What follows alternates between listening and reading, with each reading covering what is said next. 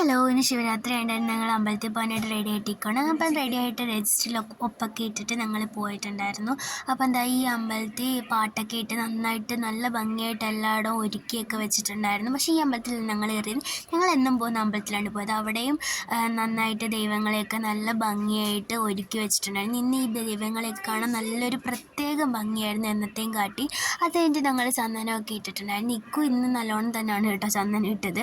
ചന്ദനമൊക്കെ ഇട്ട് കഴിഞ്ഞിട്ട് ഞങ്ങൾ വെളിയിലൊരു കൊച്ചമ്പലമുണ്ട്. ആ അമ്പലത്തിലൊക്കെ തൊഴുതിട്ട് വന്നപ്പോൾ പോകാനായിട്ട് ഇറങ്ങിയപ്പോഴാണ് ഇവിടെ ഒരു പൂജ നടക്കുന്നത്. പിന്നെ ഞങ്ങൾ പൂജയൊക്കെ കണ്ടിട്ട് ഇറങ്ങിയപ്പോൾ ഞങ്ങൾ കോളേജിലുള്ള അവന്മാരെയൊക്കെ കണ്ടിട്ടുണ്ടായിരുന്നു. അവന്മാർ ഞങ്ങൾക്ക് കുറച്ച് ഫോട്ടോസൊക്കെ എടുത്ത് തന്നിട്ട് ഞങ്ങൾ ടാറ്റ പറഞ്ഞ് ഇറങ്ങിയപ്പോൾ ഈ ഒരു കൊച്ചു വാവക്കുട്ടി എനിക്ക് ഇഷ്ടപ്പെട്ടു.